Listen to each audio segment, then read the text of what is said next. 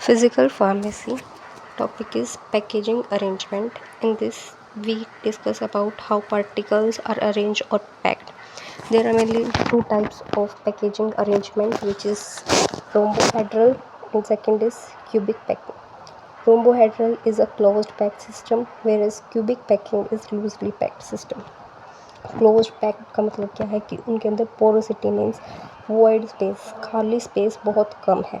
सो rhombohedral packing के अंदर जो पोरोसिटी है वो 26% है, whereas loosely packed means cubic packing के अंदर जो स्पेस है वो बहुत ही ज़्यादा है, वॉइड स्पेस पोरोसिटी तो वो 48% है.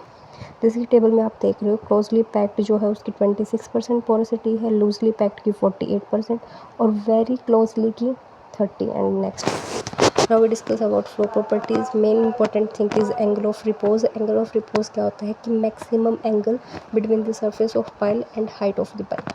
pile क्या होता है कि जब हम पाउडर को एक कॉनिकल जब हम उसमें से पास करते हैं कौन में से, तो क्या होता है एक पहाड़ टाइप सिस्टम बन जाता है. उस पहाड़ टाइप सिस्टम का जितना रेडियस आता है, जितना डायमीटर आता है और जो हाइट होती है, उस एंगल को हम बोलते हैं एंगल ऑफ रिपोज.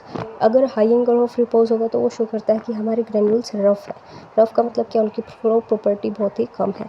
जो फ्री फ्लोइंग पाउडर्स होंगे उनका एंगल ऑफ रिपोज क्या होगा, कम होगा. जितना एंगल ऑफ रिपोज कम होगा उतनी फ्लो प्रॉपर्टी अच्छी होगी. जिन भी पाउडर्स का एंगल ऑफ रिपोज 50 से ज़्यादा जाता है उनको एक्सेप्ट नहीं किया जाता फॉर्मुलेशन बनाने के लिए. टर्म लाइट अगर हम फार्मास्यूटिकल पाउडर्स के अंदर देखें तो इसका मतलब क्या है कि उनकी लो ग्रैन्युलर डेंसिटी है. Method used for the determination fixed cone के लिए वो हमारे क्या है, फिक्स्ड कोन मेथड है. और हमारे बाकी टू मेथड्स हैं वो हम नेक्स्ट लाइन में डिस्कस करेंगे. अब फिक्स्ड कोन मेथड का जो फॉर्मूला होता है वो क्या होता है, tan theta is equal to h/r. और इसको हम कैसे लिख सकते हैं, theta is equal to tan inverse h/r. यहाँ पे थीटा क्या है, angle of repose, r radius of base of pile, h height of the pile है. सो इसको आप जल्दी से डिस्कस कर लेते हैं. एंगल ऑफ रिपोज के अंदर क्या होता है, मैक्सिमम एंगल होता है between the surface of pile and height of the pile.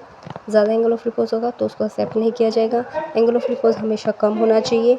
और फ्री फ्लोइंग पाउडर्स जो होते हैं उनका एंगल ऑफ रिपोज हमेशा कम होता है. अगर एंगल ऑफ रिपोज 50 से ज़्यादा चला गया तो इसका मतलब उसको एक्सेप्ट नहीं किया जाएगा. और लाइट टर्म का मतलब क्या होता है कि लो ग्रैन्यूल्स डेंसिटी. अब जो मेथड यूज़ किए जाते हैं वो हमारा fixed cone method, tilted box method और रोटेटिंग सिलेंडर मेथड होता है. फिक्स्ड कोन मेथड के अंदर theta is equal to tan inverse h/r होता है. Theta angle of repose, r radius of base of pile, h height of the pile. So आप एक बार देख लीजिए, एक बार इसकी रीडिंग खुद ले लीजिए.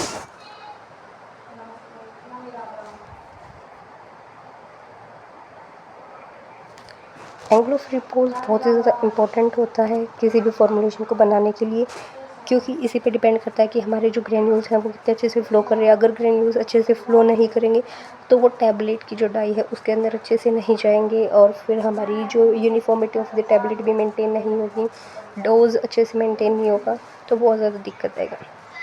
तो एंगल ऑफ रिपोज एक मोस्ट इम्पॉर्टेंट फैक्टर होता है जब भी आप कोई फॉर्मुलेशन बनाते हैं. एंगल ऑफ रिपोज में बहुत से क्वेश्चंस आते हैं, आपके प्रैक्टिकल्स में भी पूछे जाते हैं, एग्ज़ाम में भी आते हैं. तो आई होप आपको ये टॉपिक अच्छे से समझ में आया होगा. अगर आपको कोई डाउट है तो आप कमेंट बॉक्स में लिख दीजिए. नेक्स्ट वीडियो में हम इसको डिस्कस करेंगे. अब हम पढ़ते हैं कि जो हमारा एंगल ऑफ रिपोज है उसकी कितनी कितनी वैल्यू होगी और फिर वो किस रेंज में आएगा. उस पाउडर फ्लो को एक्सीलेंट, गुड, फेयर, पासेबल कब कब बोला जाता है. आपको एंगल ऑफ रिपोज की पहले वैल्यूज़ याद करनी होगी. इसमें आप पहले पीछे से देखिए, 30, 35, 40, 45, 55, 65, 66. आपको ऐसे याद करना कि 30, 35, 40, 45, 55, 65 और 66. फिर नेक्स्ट में आपको जैसे 30 से आगे 31 आता है, 35 से आगे 36 ऐसे. अब 25 से 30 की रेंज में जो एंगल ऑफ रिपोज आता है उस पाउडर को हम एक्सीलेंट फ्लो बोलते हैं. मीन्स उस पाउडर का जो फ्लो है वो एक्सीलेंट है. अगर 31 से 35 के बीच में आता है तो जो फ्लो ऑफ पाउडर है वो गुड है. 36 से 40 के बीच में आता है तो फेयर है. 41 से 45 के बीच में पासेबल. 46 से 55 के बीच में पुअर.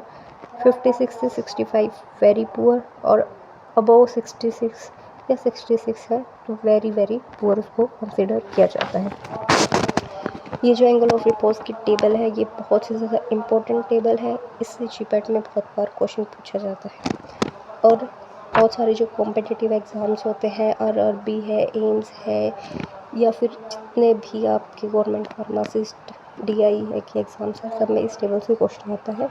तो इसका आसान तरीका ये है कि आप इस टेबल की पीछे वाली वैल्यूज़ को याद कीजिए, 30, 35, 40, 45, 55, 65, 66, ये सब, उससे आपको ईज़िली याद हो जाएगा। फिर आपको याद करना है excellent, good, fair, passable, poor, very poor, very very poor. इससे आपको ईज़िली ये टेबल याद हो जाएगी। अब नेक्स्ट पे आते हैं। हमने पीछे डिस्कस किया था कि जो हमारा एक मेथड था फिक्स्ड कोण मेथड, फिक्स्ड कोण मेथड का जो फॉर्मूला था tan theta is equal to h/r था। h थी वो हमारी हाइट ऑफ द पाइल थी, r radius of the base of the pile था। अब हमारा सेकेंड मेथड आ जाता है रोटेटिंग सिलेंडर मेथड। फिर हमारा टिल्टेड बॉक्स मेथड आ जाता है। नेक्स्ट हमारा स्केल ऑफ फ्लोएबिलिटी। जो हमारा मेन क्वेश्चन आता है वो फिक्स्ड कोण मेथड से, उस फॉर्मूले से ही आता है। आपको वो फॉर्मूला अच्छे से याद करना है। अब स्केल ऑफ फ्लोएबिलिटी के ये सिर्फ जैसे हमने पीछे टेबल फॉर्म में पढ़ा है वैसे ही दे रखा था, आप इसको पढ़ सकते हैं। अब आ जाते हैं cars consolidation index. Cars consolidation index क्या होता है? हमारा कंप्रेसिबिलिटी, मीन्स हमारा जो पाउडर है उसकी कितनी एबिलिटी है वो कंप्रेस हो सकता है, क्योंकि एट लास्ट हमें उससे टैबलेट बनानी है, कोई भी फॉर्मुलेशन बनानी है, वो फॉर्मुलेशन कब बनेगी? हमारी कंप्रेस होके, तो उससे हमें कंप्रेसिबिलिटी पता करनी है। इसमें क्या बता रखा है कि कार्स कंसोलिडेशन इंडेक्स स्मॉल तभी होगा जब उसके टैप्ड डेंसिटी और बल्क डेंसिटी एक दूसरे के क्लोज हो। अब टैप्ड डेंसिटी और बल्क डेंसिटी क्या होती है ये हम नेक्स्ट क्लास में डिस्कस करेंगे। अब कार्स इंडेक्स का जो फॉर्मूला होता है वो क्या होता है? Tapped density minus bulk density bye tapped density into 100। तो इसको याद करने का फॉर्मूला क्या है? आप याद करो टी बी, पहले टैप्ड आएगा फिर बल्क आएगा, और जो चीज़ सबसे पहले आएगी वही नीचे लिखी जाएगी। तो tap density minus bulk density bye tap density into 100। अब नीचे टेबल में स्केल ऑफ कंप्रेसिबिलिटी दिया गया है। इसमें आपको सबसे पहले हम याद करेंगे कंप्रेसिबिलिटी इंडेक्स, जैसे एंगल ऑफ रिपोज के अंदर याद किया था वैसे ही कंप्रेसिबिलिटी इंडेक्स में हम लास्ट वाली टर्म्स पे ज़्यादा फोकस देंगे, जैसे 10, 15, 20, 25। अब यहाँ 30 ना के क्या आएगा? 31 आएगा। ये आपको यहाँ ध्यान रखना पड़ेगा, मेन पॉइंट। 10, 15, 20, 25, 31, 37, 38। अगर 10 और 10 से कम है तो एक्सीलेंट, 11 से 15 के बीच में गुड, 16 से 20 फेयर, 21 से 25 passable, then poor, very very poor. अब होशनर रेशो आपको मैं कैसे याद करती हूँ? जैसे मेरी क्लास में जिन जिन बच्चों का रोल नंबर 11, 18, 25, 34, 45, 15, 9, 60 पे आता है वैसे आप इनको ऐसे याद कीजिएगा। अब डिस्पर्सिबिलिटी क्या होता है? The ability of the material to flow or pour easily over a plane. एक प्लेन के ऊपर हमारा मटेरियल कितनी इजीली फ्लो करता है, कितने इजीली पोर हो जाता है, उसके ऊपर डल जाता है, तो वो होता था डिस्पर्सिबिलिटी। डिस्पर्स मीन्स फैलना। तो जो इसका फॉर्मूला वो कहता है weight of the powder in watch glass. Watch glass के अंदर कितना हमारे पाउडर का वेट है? By initial weight of sample into 100। I hope आपको समझ में आया होगा। Thank you.